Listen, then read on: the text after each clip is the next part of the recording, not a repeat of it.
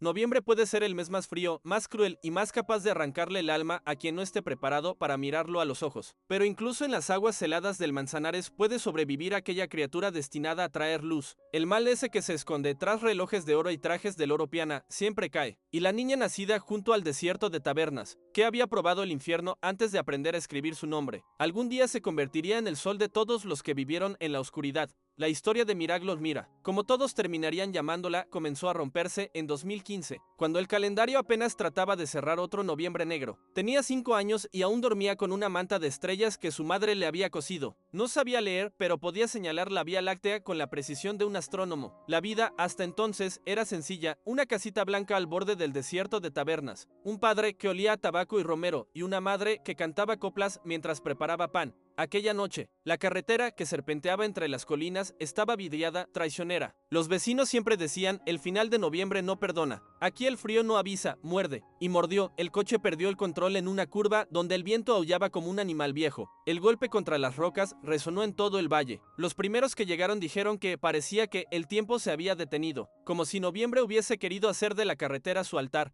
El padre, José María, sobrevivió, pero quedó paralizado de cintura para abajo. Su voz siguió siendo fuerte, pero el cuerpo ya no obedecía. La madre, Carmen, no tuvo mejor suerte: traumatismo cráneoencefálico severo, lagunas de memoria tan grandes que algunos días no reconocía ni su propio reflejo. Desde entonces, para Mira, el mundo se dividió en dos: antes del accidente y después del accidente. El cuidado recayó en Rosario, la abuela. Antigua profesora de literatura, mujer de manos ásperas y alma inquebrantable, hablaba siempre como si recitara un poema. En la pequeña casa encalada, la pobreza era tan real como el polvo del desierto, pero Rosario la combatía con dignidad, con palabras, con cuentos que parecían proteger a Mira del resto del mundo. La vida no te pedirá permiso. Niña, le decía, pero tú tampoco se lo pidas a ella. Cuando Mira cumplió 10 años, dejó de ser una niña, no por voluntad, sino por necesidad. Lavaba suelos en bares con olor a cerveza rancia, pastoreaba las cabras de un vecino que apenas le pagaba unas monedas, enseñaba a leer a los niños pequeños del caserío porque, aunque nadie se lo había pedido, sentía que el conocimiento era lo único que no le podían quitar. Su mirada era la de alguien que ya sabía que el mundo no siempre era justo, pero aún así insistía en enfrentarlo. Los otoños pasaban como si la vida quisiera recordarle que el dolor regresa con la puntualidad del frío, y el peor llegó cuando ella cumplió 16. A Rosario le diagnosticaron una demencia acelerada, feroz, que devoraba sus recuerdos como un animal hambriento, y, para completarlo, un tumor cerebral que no esperaba compasión. La operación en Madrid costaba 120 euros. 120 euros en una casa donde contaban las monedas para comprar pan. Mira no lloró, no al principio. Hizo lo que siempre hacía: caminar hacia donde le dijeran que no había nada que hacer. Se fue a Madrid a dedo, con una mochila vieja y un cuaderno donde Rosario le había escrito poemas que ya no recordaba haber escrito. Encontró al neurocirujano en un pasillo luminoso y frío. Le suplicó, le habló de su abuela, de la desolación de Tabernas, del accidente, del viento que parecía querer llevárselo todo. Él solo bajó la mirada. Lo siento, hija. La lista de espera es de 4 años, 4 años. A Rosario le quedaban semanas. El 2 de diciembre, cuando el sol se escondía detrás del desierto y el aire tenía ese olor a metal que anuncia un invierno duro, Rosario se apagó. Lo hizo en silencio, con la serenidad de quien se sienta en paz. Tomó la mano de Mira, la apretó con la poca fuerza que le quedaba y susurró: no dejes que noviembre te lleve a ti también, mi estrella. Tú naciste para romperlo.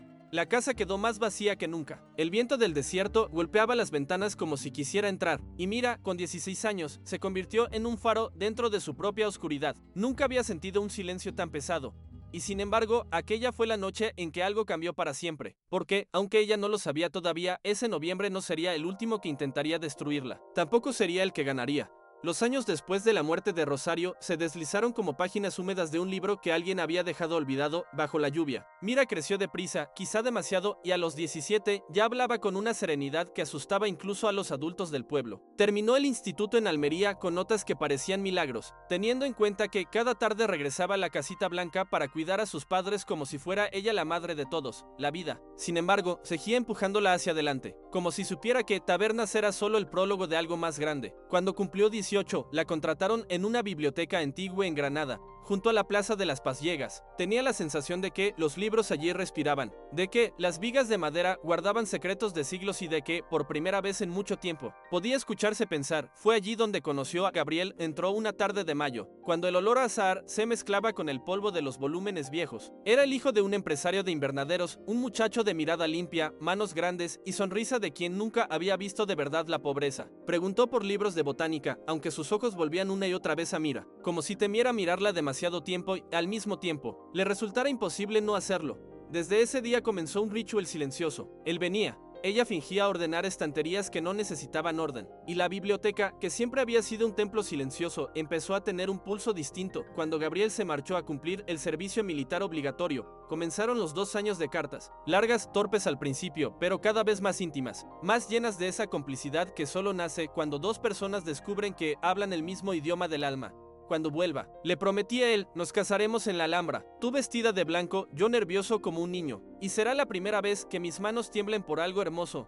Ella guardaba cada carta en una caja de madera donde Rosario alguna vez había guardado los poemas de Machado, y cada noche, antes de dormir, la abría como quien abre una ventana hacia un futuro que parecía prometido. El regreso de Gabriel debería haber sido una fiesta. De hecho, lo fue. Para algún mes después de volver, los rumores comenzaron a volar más rápido que el viento que baja de Sierra Nevada. Mira se negaba a creerlos hasta que recibió una invitación extraña, una fiesta de compromiso en Almería y su nombre escrito con tinta dorada. VIN. Y S importante. Decía la nota. Fue con un vestido sencillo, azul oscuro, el mismo que su abuela decía que hacía resaltar la luz de sus ojos. Sabía que algo iba mal desde el primer momento, todos la miraban como si supieran algo que ella no. El aire olía a flores de azahar mezcladas con perfume caro, un olor que desde ese día nunca volvería a soportar. Y entonces lo vio, a Gabriel, de pie junto a una joven rubia, elegante, vestida para parecer un cuadro renacentista. Isabel, la hija del alcalde de Sevilla, una mujer de apellido pesado y sonrisa calculada. El presentador golpeó una copa. Con ustedes, la anunció, los futuros esposos. Mira sintió que el suelo se le deslizaba bajo los pies, como la carretera helada que se llevó a sus padres tantos años atrás. El mundo se volvió un ruido lejano. Gabriel no tuvo siquiera el valor de mirarla a los ojos. Ella dio un paso atrás, después otro, hasta que la mano de Clara la agarró con fuerza. Tú no te quedas aquí, murmuró su amiga con una rabia protectora. No vas a romperte delante de ellos. Macarena la tomó por el otro brazo. Entre las dos, casi sin que Mira pudiera procesarlo, la sacaron del salón, del hotel, de aquel olor nauseabundo a flores falsas y traición. Cuando llegaron a la calle, Clara habló primero, aquí todo te va a hacer daño. Cada esquina, cada libro, cada carta. Vámonos, a Madrid. Allí al menos se puede respirar. Macarena asintió, encendiendo un cigarrillo como si necesitara algo que encender además de su furia. No eres una mujer de pueblo, Mira. Eres una mujer de mundo. Y esto te está quedando pequeño. Mira no respondió. No podía. El pecho le pesaba tanto que parecía que cada respiro tenía que negociarlo con la vida misma. Esa noche volvió a Tabernas para despedirse. Sus padres, ya acostumbrados al dolor, no le dijeron que se quedara. Vete, hija, le dijo José María. Los caballos viejos ya sabemos en qué prado morir. Pero tú aún tienes caminos por correr. La madre le acarició el rostro como si todavía fuera aquella niña de 5 años que dormía con una manta de estrellas. No tengas miedo, Mira. Madrid no muerde, solo exige. Ella los abrazó largo, como si quisiera memorizar cada latido, y cuando subió al autobús nocturno hacia Madrid, el desierto quedó atrás, iluminado por una luna que parecía observarla con una mezcla de dolor y admiración. En su regazo llevaba la caja de cartas de Gabriel. Cuando el autobús arrancó, la abrió por última vez, sacó la carta más reciente, la leyó, y la dejó caer dentro de la papelera del vehículo, sin temblar. Era la primera cosa que dejaba atrás, no sería la última. Madrid recibió a Mira como reciben las grandes ciudades a los que llegan rotos, con prisa, con ruido y sin la menor intención de dejarles un espacio para respirar. Ella y sus 2 amigas alquilaron una habitación minúscula en Lavapiés, con paredes tan delgadas que escuchaban las discusiones de los vecinos como si fueran un programa de radio. Trabajaban en lo que podían: cafeterías, limpieza, turnos nocturnos, pero el dinero se escurría como agua entre los dedos. Las 3 sobrevivían, nada más, hasta que un día, la agencia de empleos llamó servicio interno, sueldo fijo, estabilidad, alojamiento incluido. Era lo más parecido a una oportunidad que Mira había tenido en años. La enviaron a un lugar que parecía un universo distinto, el palacete de los Fernández de Córdoba, conocidos en todo el país como los Reyes del Trigo, una familia de fortuna vieja, de esas que creen que el mundo fue creado para girar alrededor de su apellido. La casa no era una casa, era una fortaleza envuelta en mármol, con jardines perfectos y un silencio que no era tranquilidad, sino autoridad. Los dueños, doña Elena, directora financiera de la corporación familiar, mujer de mirada fría y voz que jamás subía el volumen. Don Ramiro, político en ascenso, un hombre que sonreía solo cuando había cámaras. Y el hijo, Alejandro, de 26 años, trajeado incluso a las 10 de la mañana. El típico heredero madrileño que vivía más de noche que de día. la jefa de las empleadas. Concha recibió a Mira con un susurro seco. Niña, escucha bien, no mires al señorito a los ojos. Cree que todo lo que desea le pertenece. Y si alguna empleada se queja, sus padres pagan para que la queja desaparezca. A Mira se le heló la espalda. Sabía lo que era la desigualdad, pero allí dentro era otra cosa, era arquitectura. Los primeros días trabajó en silencio, con la cabeza gacha, memorizando los pasillos que parecían laberintos y limpiando habitaciones que eran más grandes que toda su casa en tabernas. Pero incluso sin mirarlo, sentía cuando Alejandro entraba en una estancia. Era como la electricidad antes de una tormenta. Las miradas casuales fueron el primer aviso. Luego vinieron los comentarios suaves, apenas un murmullo cerca de su oreja cuando pasaba por el pasillo, y los roces accidentales, calculados con la precisión de quien sabe exactamente hasta dónde puede llegar sin ser detenido. Mira intentaba mantener la distancia. Había aprendido demasiado pronto en la vida que hay silencios que protegen. Pero Alejandro no buscaba un no, buscaba el momento exacto en que nadie pudiera oírlo. La noche llegó cuando la casa entera parecía estar vacía de vigilancia. Los padres habían volado a Dubái para cerrar un acuerdo financiero y Concha estaba enferma, encerrada en su habitación. El palacete quedó en manos de un muchacho con demasiado dinero, demasiado poder y ninguna consecuencia. Mira estaba terminando el inventario de la despensa cuando Alejandro apareció en la puerta apoyado en el marco, con una sonrisa que no tenía nada de amable. «¿Es tarde, no?», dijo, acercándose como quien flota, no como quien camina. «Voy a terminar y me retiro, señor», respondió ella, firme pero educada. El serio, suave, siempre tan correcta. ¿No te cansas de fingir que no sabes lo que está pasando? No esperó respuesta. Puso una taza de café sobre la mesa. Demasiado amable, demasiado atento, demasiado. Preparado, tómate un descanso. Te vendrá bien. Mira no tenía sed. No confiaba en él. Pero también sabía que una negativa le daría a Alejandro algo que buscaba. Resistencia, así que aceptó la taza. No la bebió completa, solo un sorbo amargo, extraño, metálico. Su lengua supo antes que su mente que algo estaba mal. A los pocos minutos, el aire se volvió más pesado. Las luces parecieron demasiado intensas, el suelo demasiado lejano. ¿Te encuentras bien?, preguntó él, fingiendo preocupación mientras avanzaba un paso más. No, balbuceó ella, intentando aferrarse al borde de la mesa. Su cuerpo reaccionaba como si no le perteneciera. La mente gritaba, pero la voz no salía. Y Alejandro lo sabía. Se le notaba en los ojos. La llevó a la sala de catas, un cuarto subterráneo donde almacenaban los vinos más caros. Una habitación sin ventanas, con cerrojo interior. Mira recordaría esa noche como un borrón de sonidos. Su propio corazón retumbando en sus oídos, la puerta cerrándose detrás de ellos. La voz de Alejandro volviéndose cada vez más baja, más peligrosa, más definitiva. Después vino algo peor que el miedo, la humillación. Cuando todo terminó, la confusión, el vacío, la sensación de haber sido borrada. Él dejó caer un sobregrueso al suelo. El sonido del papel al golpear el mármol resonó más que cualquier palabra. 5.000 euros, dijo él, como si estuviera dando una propina. Por tu silencio, campesina. Ella no los tocó, no podía. Su dignidad, aunque destrozada, aún respiraba. Alejandro salió de la sala whistling como quien termina un trámite. La puerta se cerró, y Mira quedó allí, sola, con el aire convertido en piedra y una única certeza clavada en el pecho. Madrid no era una oportunidad, era una jaula con barrotes de oro. Las semanas posteriores fueron un túnel silencioso. Mira apenas recordaba cómo había logrado seguir trabajando, cómo había logrado respirar dentro de aquella casa donde cada sombra le parecía una amenaza. Pero el tiempo, cruel y necesario, siguió avanzando. A las 9 semanas, una mañana cualquiera, el test que sostenía entre las manos dibujó 2 líneas rosadas. 2 líneas que se encendieron como una chispa en mitad de toda la oscuridad. No lloró, no sonrió. Simplemente se quedó quieta con la prueba entre los dedos, mientras una frase de su abuela Rosario le cruzaba la mente como un relámpago. La vida nace incluso en el desierto. Si tiene voluntad. Cuando se lo dijo a Alejandro, él tardó varios segundos en reaccionar. Su rostro se quedó sin color, como si alguien hubiera apagado un interruptor dentro de él. No, susurró, retrocediendo un paso. Mira, tú no entiendes. Es un bebé, respondió ella, con una serenidad que no sentía. Mi bebé.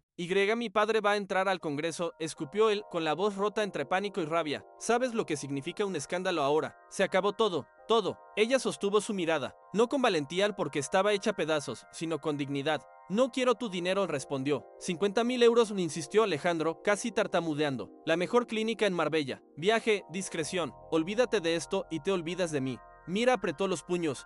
No se compra lo que no se destruye, él dijo. Y esta vida no es una mancha, no es un error, no es tu problema. Es mi hija. Alejandro la miró como si esa frase fuera un desafío imperdonable, y se marchó sin decir una palabra más. Los días siguientes fueron extraños, peligrosamente tranquilos. Él evitaba cruzarse con ella, pero el silencio tenía un filo que cortaba más que cualquier grito. Y entonces llegó el 29 de noviembre, el mes que siempre volvía a por ella. El mes que se había llevado a sus padres. El mes que parecía tener hambre de sangre. Esa noche, Mira se sintió cansada, más de lo normal. Había tomado un té que Alejandro le había dejado por amabilidad, y pronto entendió que algo no iba bien. El mundo comenzó a torcerse como si las paredes respiraran. Sus piernas temblaron, la vista se nubló en oleadas espesas. Intentó pedir ayuda, pero su voz se rompió antes de llegar al pasillo. Alejandro apareció entonces, no sorprendido, no preocupado, sino preparado. No luches, murmuró él, sin expresión, solo te harás daño. Ella intentó agarrarse al marco de la puerta, intentó mantenerse consciente, pero el sueño químico la arrastraba como un río oscuro.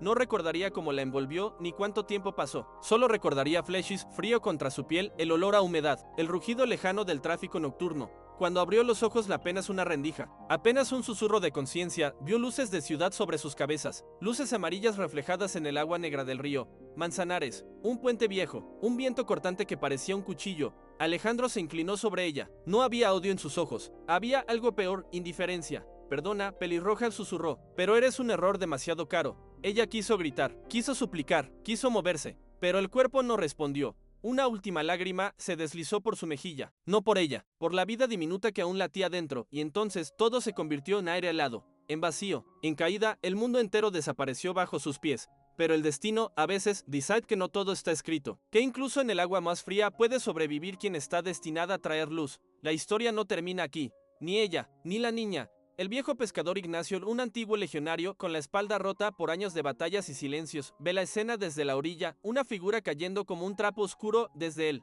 puente abandonado. No piensa, solo reacciona. Se lanza al agua helada, rema con manos que aún recuerdan la guerra y consigue sacar a la joven antes de que la corriente se la lleve.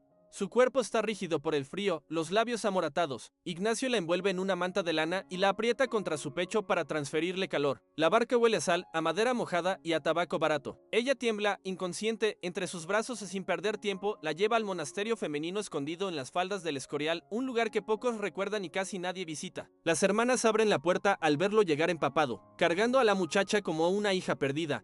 Los médicos del convento hacen lo que pueden, pero el frío, mezclado con los sedantes en su sangre, produce un aborto inevitable. Durante días, ella permanece entre la vida y la muerte, murmurando nombres que nadie comprende. Cuando por fin abre los ojos, no reconoce nada, ni su nombre, ni su historia, ni el rostro del hombre que intentó salvarla. La Madre Superiora, Sor Teresa, la acoge sin preguntas. Hija, si Dios te ha traído aquí, por algo será. La joven, vacía de pasado, acepta el nuevo nombre que le ofrecen, Sor Lucía. Pasa un año entero envuelta en el ritmo monástico, oraciones al alba, trabajo silencioso en el huerto, el eco del coro llenando las piedras antiguas, el olor a pan recién hecho. Por primera vez en su vida siente paz, una paz honda, como si el mundo exterior hubiese desaparecido para siempre. Pero en noviembre de 2025, el destino vuelve a llamar. Llega una caja de donaciones para el refugio del convento. Las hermanas la abren entre risas, comentando vestidos pasados de moda, tazas rotas, mantas viejas. Sobre la mesa cae una revista Hola, brillante, nueva. En la portada, en letras doradas, la boda del siglo, Alejandro Fernández de Córdoba y la hija del ministro. Sor Lucía toca la revista, y entonces, como un rayo, la memoria se abre de golpe. La caída, el puente, el frío, el rostro de él. Su nombre, su verdadera vida. Todo vuelve, todo. La ceremonia se celebraba como un espectáculo nacional. Cámaras, ministros, aristócratas y sonrisas ensayadas. Nadie prestó atención a la joven vestida con una sencilla túnica negra y un crucifijo que brillaba apenas sobre su pecho. Nadie imaginaba que aquella mujer de ojos encendidos por una memoria recién recuperada regresaba de un lugar del que casi nadie vuelve. Mira avanzó entre la multitud con paso silencioso, aprovechando que el acceso era abierto al público. Un gesto populista para limpiar la imagen del ministro. Irónicamente, ese detalle sería lo que destruiría a toda una familia.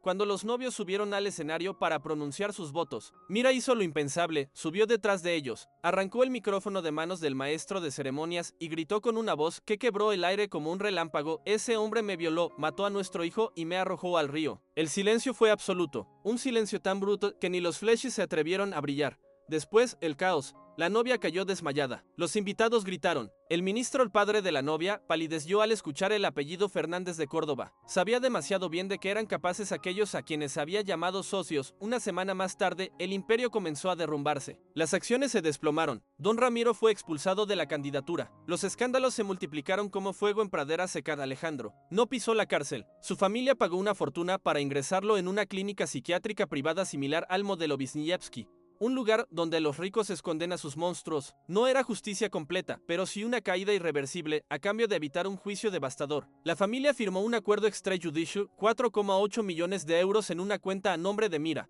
con ese dinero. Mira reconstruyó el ala derrumbada del monasterio y lo transformó en un refugio para mujeres víctimas de violencia. Le dio un nombre que lo decía todo, Casa de la Luz. Luego se mudó a Salamanca, junto a Clara y Macarena, y abrió un salón cálido y luminoso, lleno de plantas del desierto que recordaban sus raíces. Luz del Desierto trajo a sus padres a vivir a Madrid, cerca de ella, rodeados de naranjos y amaneceres tranquilos, y, sin buscarlo, encontró el amor en Daniel, un voluntario de sonrisa honesta y pasado turbulento, un ex monje que también había escapado de su propia oscuridad. Dos almas rotas que, al encontrarse, dejaron de estarlo. Por primera vez en su vida, Mira no temía el mes de noviembre, ahora esperaba la primavera, y esta vez la primavera llegaría para quedarse.